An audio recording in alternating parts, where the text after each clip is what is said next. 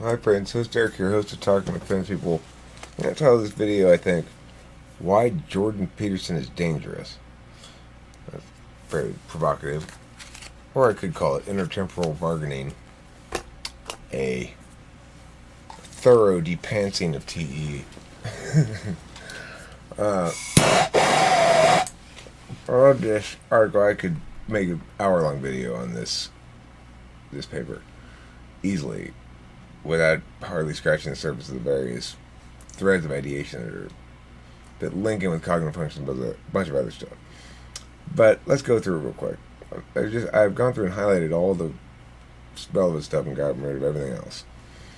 Rationality has been a norm rather than a description of actual behavior, traditionally.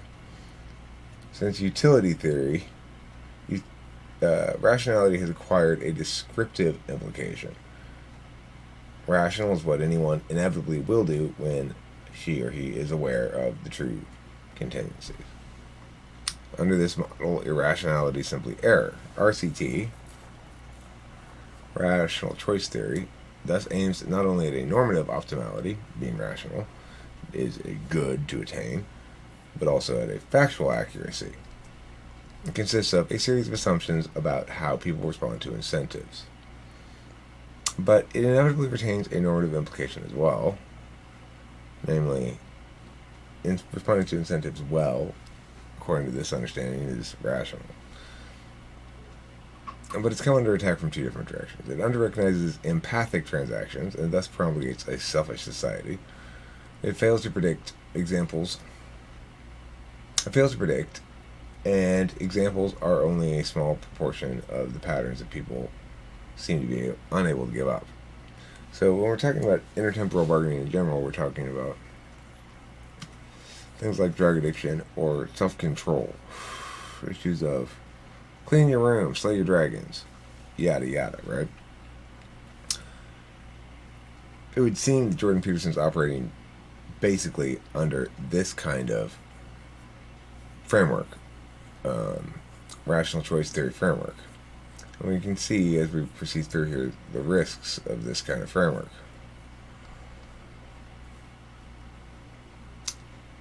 Human utility maximization.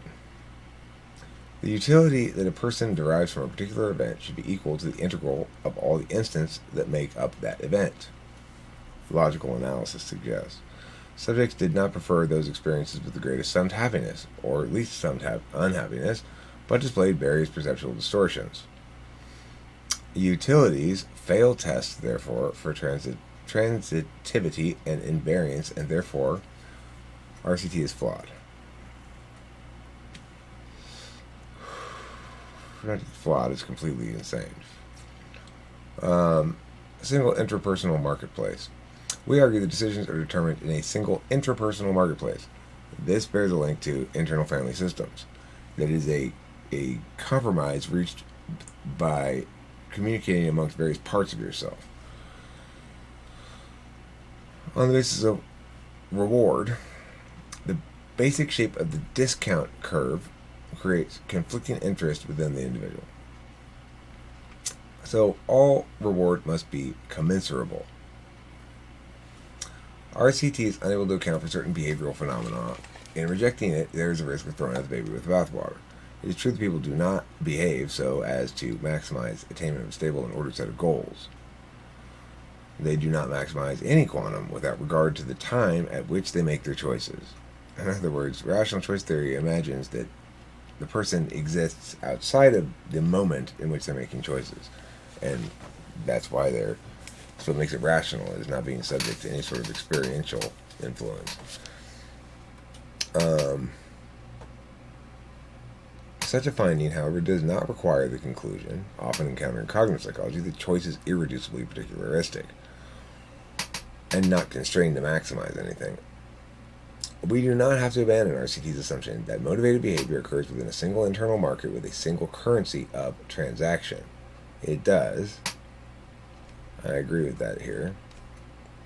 Observable physical process that responds proportionally to known rewards. There is an observable physical process that responds proportionately to known rewards. Um, that is to say, receiving a squirt of pleasant tasting juice or viewing an attractive face will activate mesolimbic reward circuitry. Okay. It may turn out that the location of reward is more complex than current data suggests. However, commensurability of incentives is, in the end, a logical requirement of any theory of voluntary behavior. Otherwise, there would exist choices that could not be made. In other words,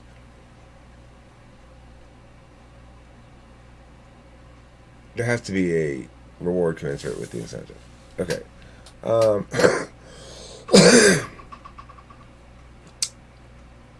As neurophysiologists, these two point out, the ultimate basis of choice must include a comprehensive marketplace of incentives. Resources must be represented on a single common dimension, however. A model in which the activity of quantitative selective mechanism determines value and hence choice need not require the maximization of total utility, but prevailing choices must be doing something over time that induces more of this selective process, here and after reward, than their objective alternatives did. That's to explain it more fully, in case you wanted more fully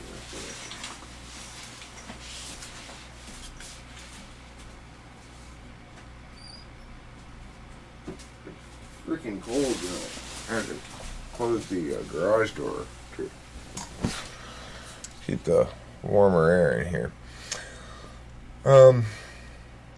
Choice is exquisitely sensitive to small changes in incentive. People discount the value of delayed goods. This is the discount curve they're talking about. Reward maximization has had to include some kind of discounting from the moment of expected delivery back to the moment of decision. Loss of a constant proportion of remaining value per unit of time. That's in like financial markets, right? This curve was assumed to depict not only the normatively rational discount rate, but also the one that people follow spontaneously. So in other words, while it tends to work in financial markets, it doesn't work with actual individuals in their normal daily lives. This is the old notion that the value of reward is inversely proportional to delay. It's more complicated than that, but this was the second notion after just your basic rational choice theory. The hyperbolic curve, which makes value inversely proportional to delay, is basically right, but is best described like this: 1 plus constant times delay, but value no delay over 1 plus constant times delay. Constant describes the subject's degree of impatience, and by varying this one element, investigators have been able to produce substantially better fits to choices among delayed rewards than were possible with the exponential curves assumed by most utility theories. Okay, so the hyperbolic curve is the newest understanding, I guess, prior to this thing, but the one before was the exponential curve. So this is the one, this exponential curve, that they use successfully in financial markets. Hyperbolic curve reflects the way that people actually make choices in their lives. And any tendency to switch from better later goods to poorer earlier goods simply as the earlier goods become immediately available would seem maladaptive, but people demonstrate it regularly when making single-shot choices. The only situations in which people do not seem to show hyperbolic discounting involve financial planning. This tendency is not an artifact of human culture, but an elementary property of a subject's response to reward. Reward is the selective factor of choice. Organisms are constrained to maximize prospective discounted reward. If we're going to call it that definition, though, it makes it both elementary and tricky. Rationality is clearly not maximization of actual reward at a single moment in time, or else we'd always run crack. Hyperbolic discounting implies that maximizing expected reward will sometimes entail not only preferring an objectively lesser good over a greater one, but also changing to this preference over time. Maximization of reward will seemingly dictate opposite choices when a smaller earlier good and a larger later good are both distant, and when the smaller earlier good is imminent. Thus, maximization per se can no longer be sufficient to define what would intuitively be called rational. Radically unstable preferences that she herself, in the long view, would find unsatisfactory if we were to use that approach.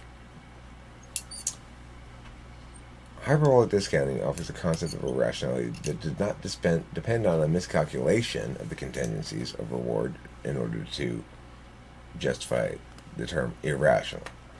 Irrationality may simply be the person's choice of an alternative that she prefers only temporarily because of its proximity. By the same logic, two normative definitions of rationality may exist. Rationality may be consistency, i.e., not undergoing temporary changes for preference, or rationality may be maximizing the longest range goods, those that she would choose from the perspective of the greatest distance. Now, Jordan Peterson will tell you it's the latter of those two things that you need to do. You have to maximize your long-term goods. You have to set goals and follow through on them. Regardless, this hyperbolic curve notion doesn't really work, and in either case, this analysis separates the descriptive theory from the normative. What is reason, and how does it contrast with passion? An additional faculty will be necessary to bridge the gap between insight and behavior, and that's the will. Cognitive psychology thinks of will as an executive at the top of a hierarchy. Cognitive theorists have posited that self-control is literally an organ like a muscle, directed by an unspecified executive that presumably follows reason. According to cognitive theorists, desires such as emotions are only a reason to make a decision, and rather disparaged reason at that, rather than the reason. Implied is a cognitive homunculus that evaluates desire together with a number of other motives for deciding and makes an autonomous choice. But neurophysiology says little of the will.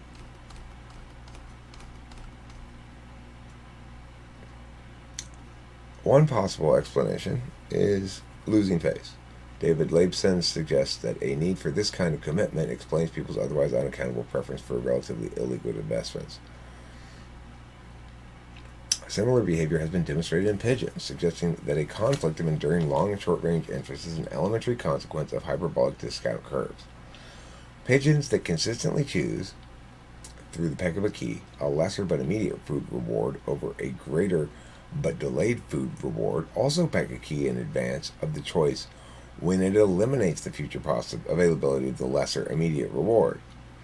At the time the committing key is presented, the discounted value of the greater but delayed food reward is the more compelling alternative. This is what might be called strategic commitment. While strategic commitment might fit into the broad class of executive functions, it's not normally labeled willpower. Understanding willpower requires an understanding of dynamic strategy interaction across successive motivational states. Writers since antiquity have related self-control to choosing according to principle, that is, choosing in categories containing a number of expectable choices rather than just the choice at hand. Jordan Peterson would be amongst this group. Aristotle said that incontinence was the result of choosing according to particulars instead of universals. Kant said the highest kind of decision-making involved making all choices as if they defined universal rules. The early psychologist Sully explained how action becomes pervaded by principle, so that will is unified when particular actions are viewed as members of a class of actions subserving one's comprehensive end. In other words, NI over SI. TE over TI. I mean, mostly this is NI over SI. This is not TE over TI, really. If anything, it's more TI than TE. But the rejection of the particulars over the universals is really specifically a preference for NI over SI.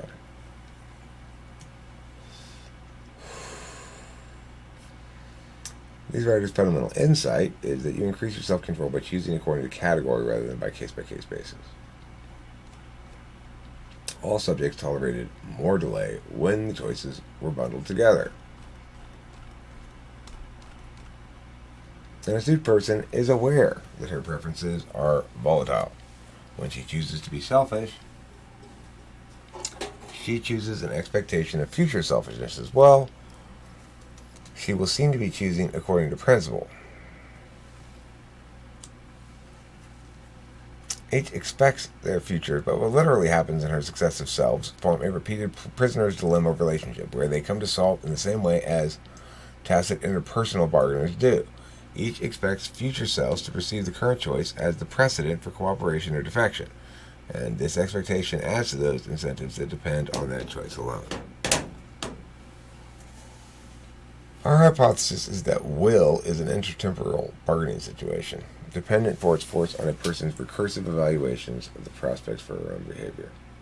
Such an internally fed back process is probably impossible to study with controlled experiments.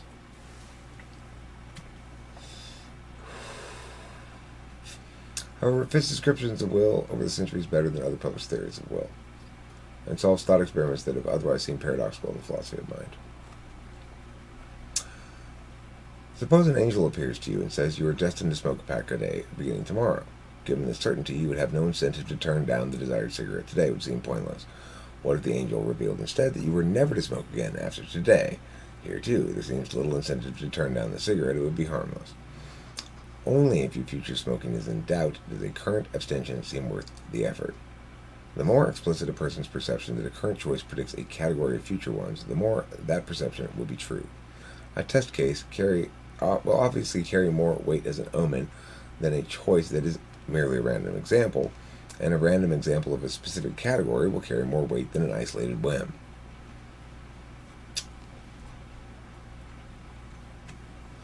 Reiteration of this phenomenon can be expected to operate as a positive feedback system that increasingly distinguishes choices that are more systematic or principled from choices that are mostly spontaneous.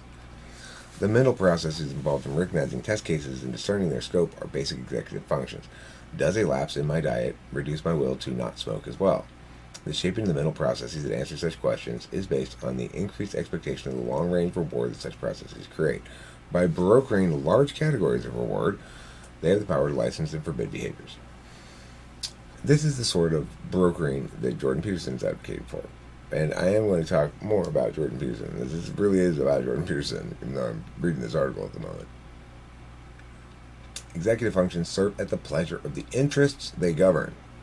That is to say, the parts of yourself. The marketplace of motivated behavior has produced ego functions, much as Freud envisioned. Yes.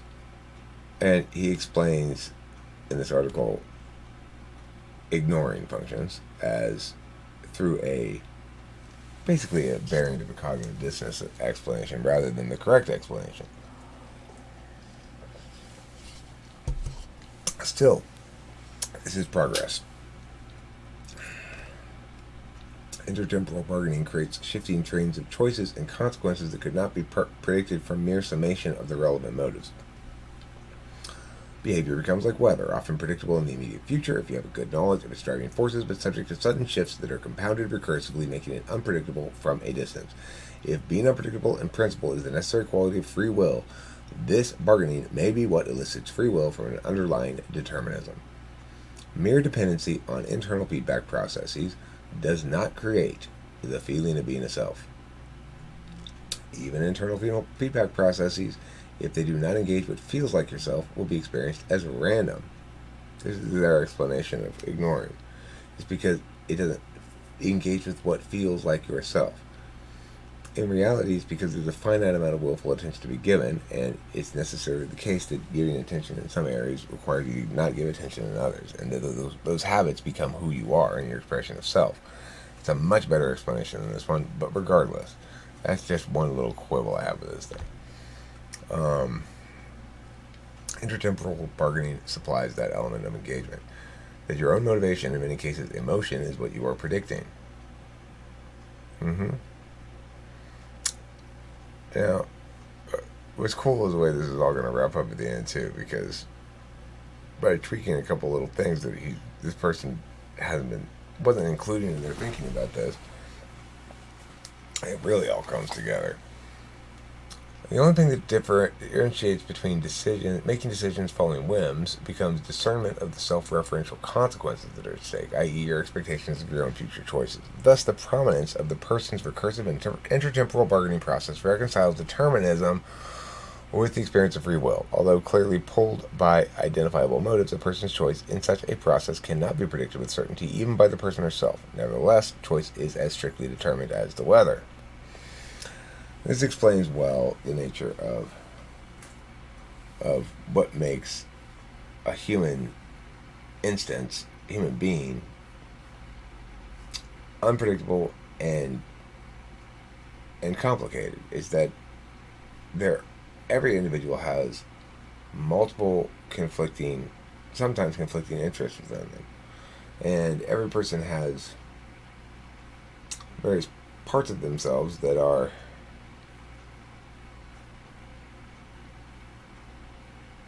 have needs of some sort, like I don't really understand this very well, but there are parts of me that are FI parts that I have needs for. It's like I can't justify it really, any justification other than I'm a human being, It's part of being human. Okay. Willpower that results from this perception cannot simply cure the problem of temporary preference. Willpower may be the best way we know to stabilize choice, but the intertemporal bargaining model predicts that it will also have serious side effects. This is where we start getting really into the critique of Jordan Peterson.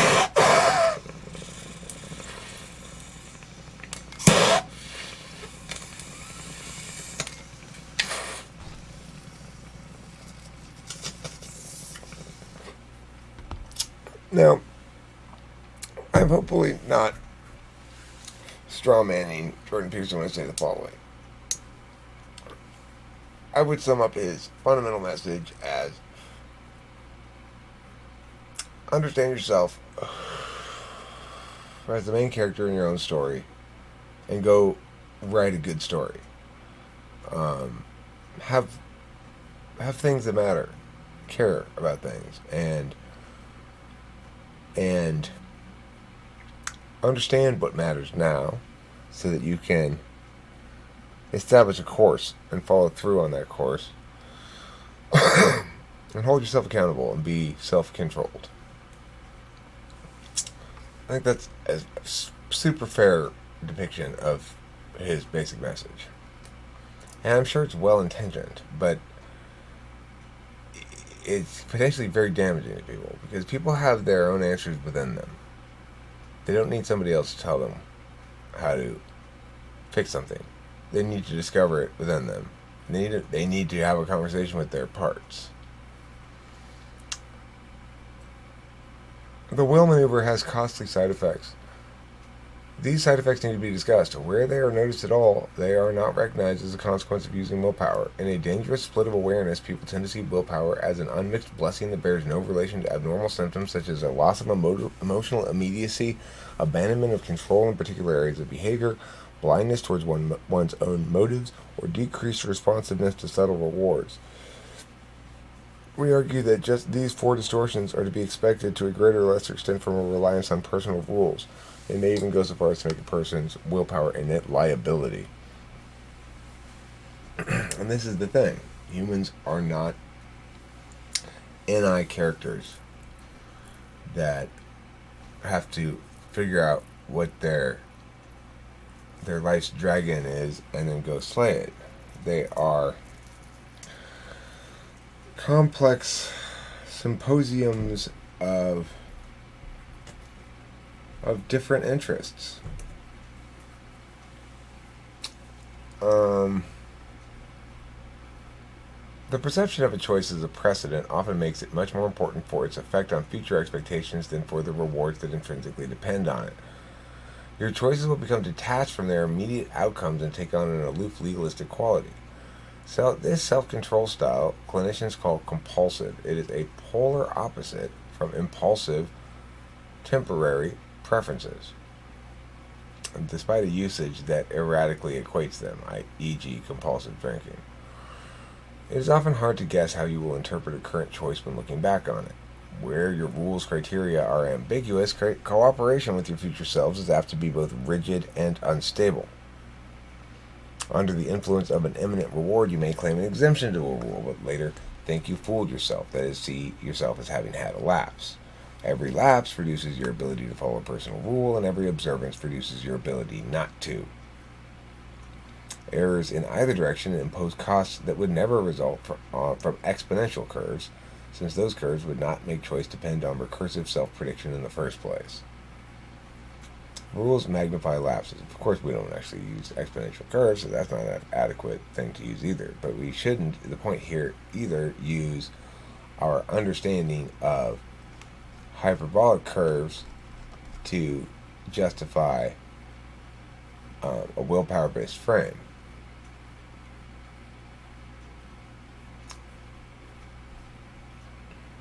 Rules magnify lapses. When you violate a personal rule, the cost is a fall in your prospect of getting long-range rewards.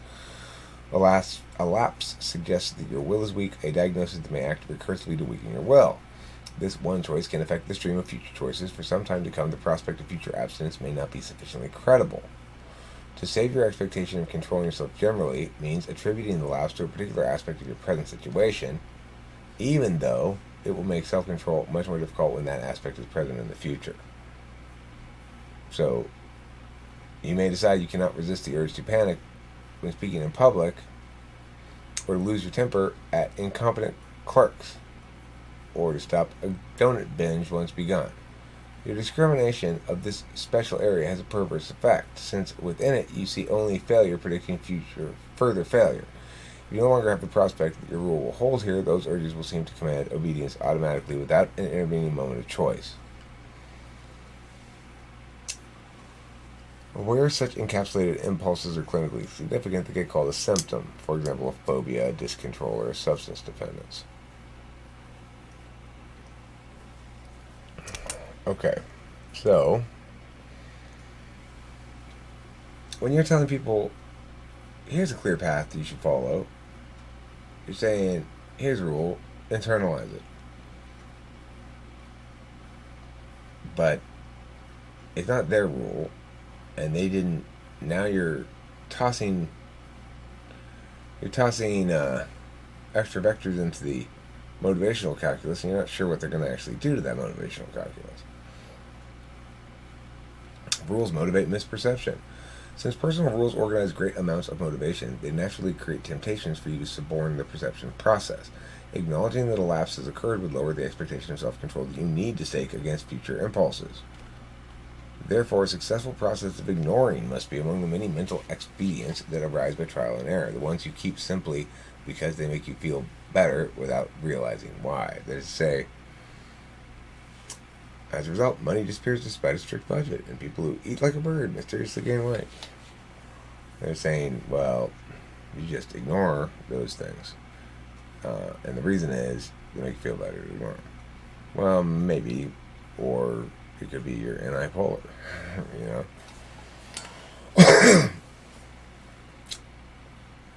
A decision comes to be worth more as a precedent than it is worth in its own right. It does not necessarily imply that it is the wrong decision. A person can discern many possible precedents in a given situation, and the way grouping choices that finally inspires intertemporal cooperation need not be the most productive. The selective effect of distinctness, personal rules operate most effectively on distinct countable goals. The rule can be self-enforcing only if each criterion for having followed it yields an unambiguous either-or test. A rule to maximize a good will be effective only if the good can be clearly quantified. Thus, the ease of comparing all financial transactions makes the money fluctuate less over time than, say, the value of an angry outburst or of a night's sleep. The motivational impact of a prospective series of moods has to be much less than that of an equally long series of cash purchases. Cooperation among successive motivational states does not necessarily bring the most reward in the long run. Policing this cooperation may produce the intrapsychic equivalent of regimentation, which will increase your efficiency of reward getting in the categories you have defined, but reduce your sensitivity to less easily categorized kinds of rewards. To define a concept is to alter it, in this case towards something more formalized. Strict autonomy means shielding yourself against exploitation by others' abilities to invoke your passions. Alexa, I don't even know what that word means. I have no idea what that word means. Alexi. I mean, I can tell by the context that it must be, maintaining emotional detachment. But I've never heard it before. It seems like a made up word. I bet it's not, though. Alexithmics. Copy text. Okay. Likewise, avoidance of danger at any cost is poor risk management. In this way, a person who depends on willpower for impulse control is in danger of being coerced by logic that does not serve what she herself regards as her best interest. If she has not learned ways of categorizing choices that permit settled criteria to hold their own against concrete tests for intertemporal cooperation, the implications of these tests will make her compulsive. So, it would seem to me that Jordan Peterson would absolutely affirm the notion that individuals ought establish and follow concrete rules. He talks about principles, matter of principle all the time, and I don't hear a lot of what I would call meta-rationalism. That's to say, a recognition that I guess everything needs to operate in its frame. If she has not learned ways of categorizing, I read that. Modern culture has been slow to recognize the dilemma of personal rules, that we are endangered by our willpower as well as by our impulses. This impulse doesn't endanger me. If I were to apply my will and stop smoking weed, that would endanger me. Why? Well, because I've got various intertemporal bargains set up. I don't drink any alcohol. I haven't for 5.5 years.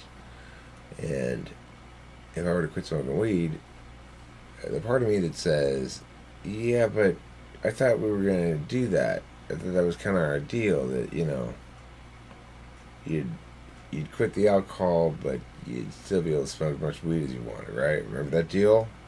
You made it with me? This other part of yourself that wants to get loaded all the time?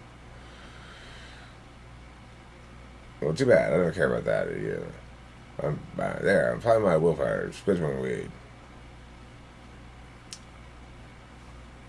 If it's either going to give me a reward, and the main reward it's going to give me is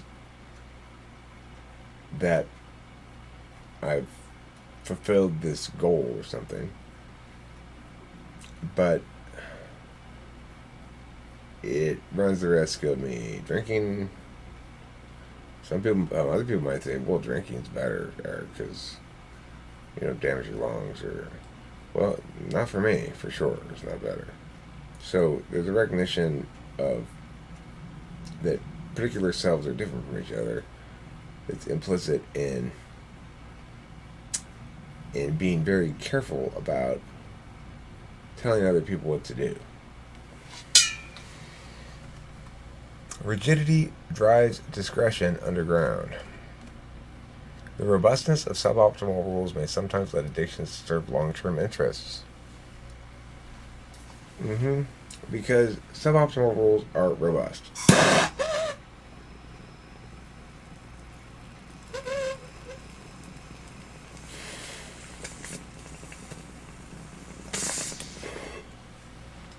What does that mean? Well, I'm actually not necessarily prepared to acknowledge that smoking weed is a suboptimal manifestation of self.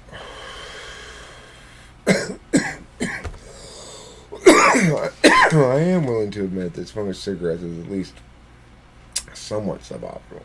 I mean, I do agree these are unhealthy.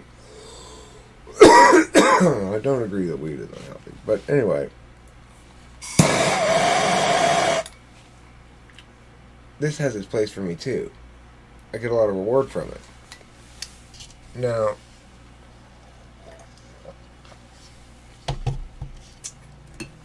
may not be worth the long-term risks. Then again, maybe there won't be any long-term harms. I could die tomorrow by getting hit by a bus, So It's hard to say if you're going to do an actual impacts calculus where you go, well, let's count up all the harms and benefits. I mean, they're all prospective harms. Well, they're real harms. Money would cost money, but not usually what people focus on. Rules that eliminate any large source of emotional reward will create a proportional motive for you to bypass or break those rules.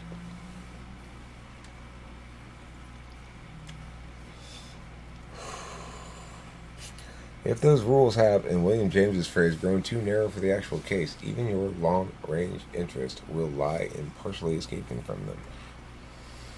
Thus, personal rules that become compulsions can create what are, in effect, alliances between long and short-range interests. A person's occasional binge comes to serve as a corrective to the comparative sterility of such rules, a means of providing richer experience than those rules allow, while its transient nature still limits the damage it does.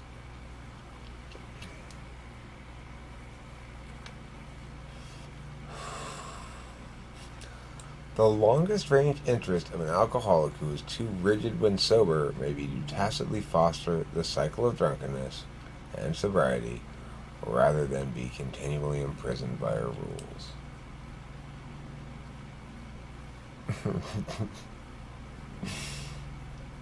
Alcoholics sometimes described as nicer, more genuinely creative, more fully human when drunk. That's not the case with me, but I think it is the case that I'm all of these things when I'm paying off my parts, Where I'm paying off in some fashion the part of me that wants to get loaded or get more dopamine in me or whatever. Increasing the scope or severity of personal rules does not make behavior more rational. Sorry, Jordan Peterson. Your 12 rules for life? That's 12 dangers to humanity. I'm going to tell you how to live now, Jordan Peterson. Stop blowing smoke up everyone's asses. Their asses are coughing. An intertemporal bargaining model with impulsiveness and self-control is obviously relevant to the ultimate tool of social control, the law. However, its implication for action may not be what is apt to the reader's first impression, that since people are not intrinsically rational, the law should add incentives to minimize temporary preferences for objectively poor rewards. If a person is a population of partially conflicting interests that come to equilibria via a process like bargaining, supporting self-control is apt to be more than a matter of manipulating external incentives. Even when the law is protecting society from a person, may be most effective by supporting the person's long-range interest in its competition with short-range interests, rather than threatening the person as a wholehearted wrongdoer.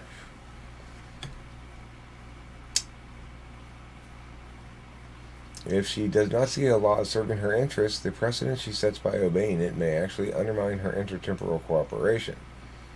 Likewise, even a benevolent authority who upsets a negotiated balance between the person's long and short-range interests, such as mine, right, will undermine the intertemporal cooperation upon which they have been compromised. So let's say I were to be arrested for, marijuana, and I was in a state where it wasn't legal, and I had to get tested all the time, so I actually had to quit it. Well, I'd probably start drinking again. Eventually, I'd probably tough it out for a while. I'd be absolutely livid. It's like, man, that's the thing. When they do that kind of shit, they're fucking with people's lives. That person has this whole lifetime's worth of dealing with themselves, understanding themselves, and coming to come some sort of conclusions and paths they found that work for themselves, and then you go fucking with their lives like that because you don't like what they're doing. But if it's not harming anybody else, if it's not violating anyone's rights, then it's just an appalling atrocity of human failure. Manipulation of incentives that benefits one's interest too blatantly may have the same effect in the person as it does when an outside power takes a side in a civil war to motivate middling factions to side with the opposition in order to preserve the person's or country's autonomy. Skillful intervention includes providing ways to temper overly rigid rules. The phenomenon of will is generated by instances in which the person sees each choice as both necessary and sufficient to maintain intertemporal cooperation in an identifiable category and thereby motivated to cooperate with their future selves. Interventions that increase the number of relevant choices strengthen the will, while those that decrease the number of relevant choices weaken it. Where external incentives make the rule superfluous, the result will be a poorly motivated rule. The personal rule don't ever do X is easily replaced by don't do X when you might get caught.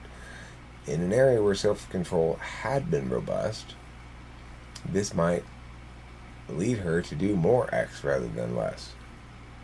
When proctoring is added to the honor system and exams, it in effect replaces the existing system.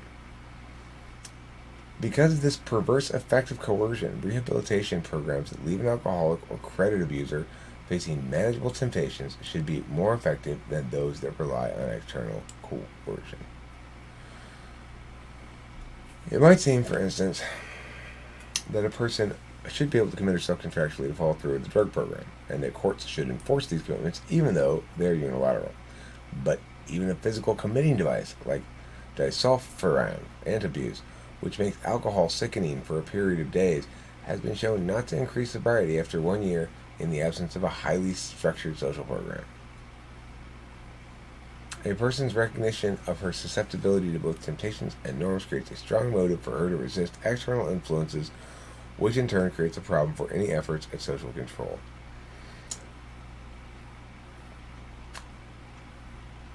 Rigid tools, in other words, interfere with the delicate art of rationality, which is why meta-rationality is required. And what meta-rationality basically means is a recognition of this. That you can't be rigid, and that doesn't mean everything's particularist.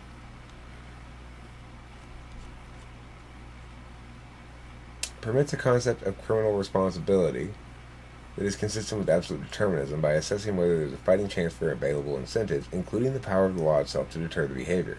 Specifically, a person would be held responsible insofar as the prospect of being held responsible could realistically have played a role in her choices.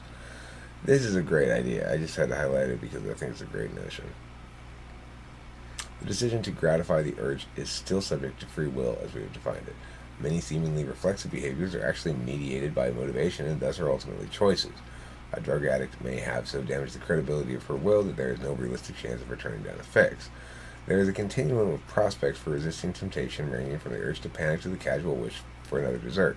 Nature does not draw a line across this continuum at some point to serve the law's need for a dichotomy. That a person has a population of partially conflicting interests makes it easier to understand irrationality. Irrationality is not just a collection of errors, but a robustly motivated phenomenon. In the future, any behavioral model will need to take them into account. Control research, yeah. Okay, so the point here is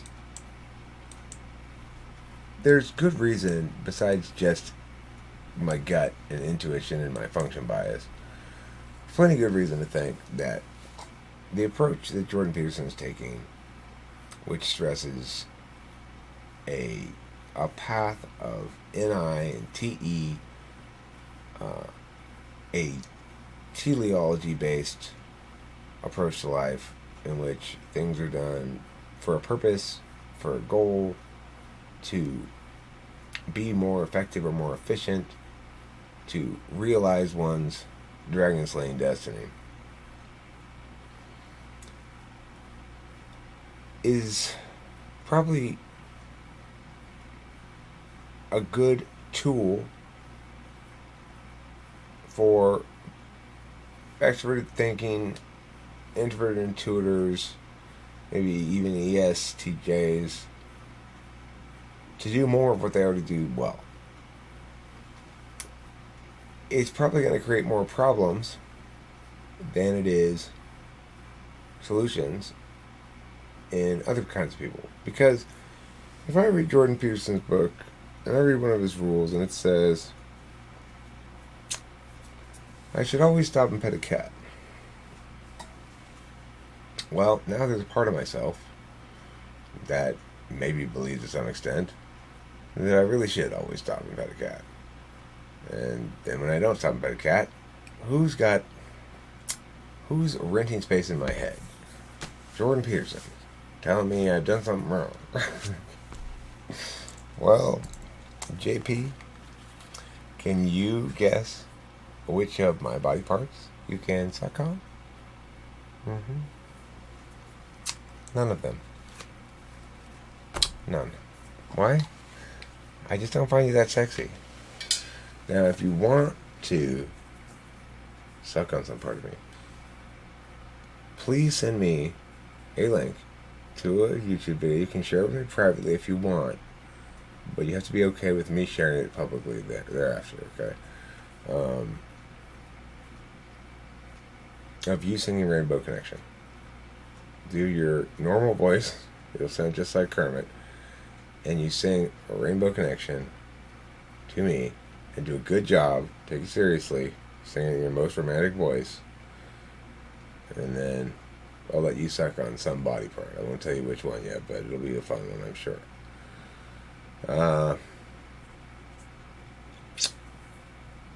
But regardless, could you please stop telling people what to do? It's really dumb. How internal family systems is this thing, you know? And how much does it explain the failure of the drug war? Additionally, I'd say the thing that's missing is the prime directive. You can see him flailing around for it, right? The real prime directive is closing the gap between expectations and realities. Now, that creates a very complicated mechanics of its own if you think about it a lot, but certainly it explains the need to acquire a new experience, because one of your expectations will be the refinement of the ability to draw expectations, and that needs to be sort of implicit in the fact that you want to predict successfully, right? Just like getting stabbed in the chest is not healthy for you, kind of implicitly, not for any reason, you know. When you can explain what happens when you are damaged by that. Well, this thing is unhealthy for you because it causes the heart to cease to function, and you need that part. And you can say those words, but it implicitly is damaging to you in the same way. So,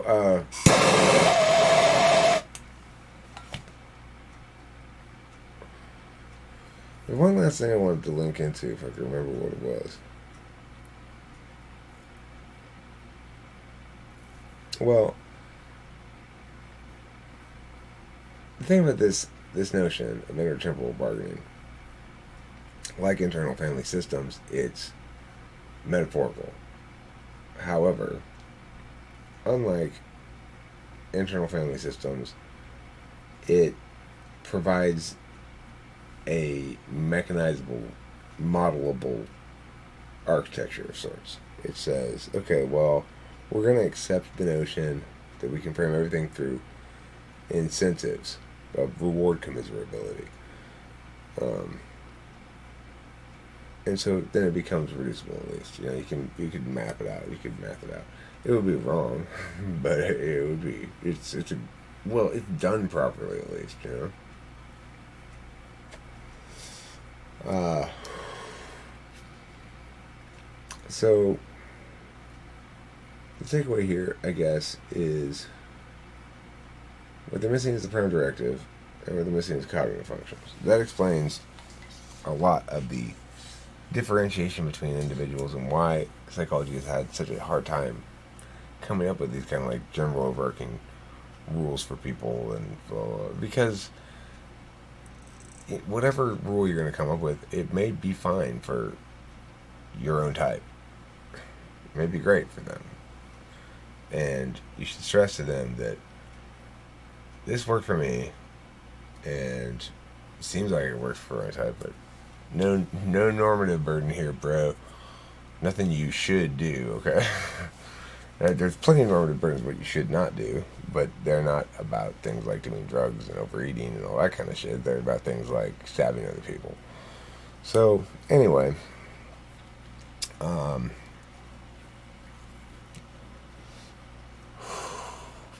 yeah, Jordan Peterson is terrible, terrible bad man. No, he's not a terrible bad man.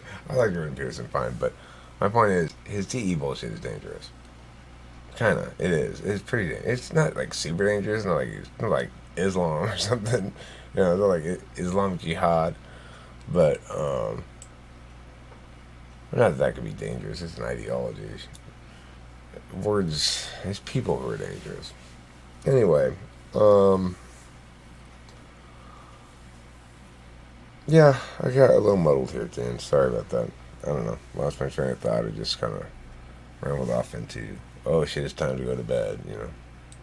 Good night, sweetheart. It's time to go.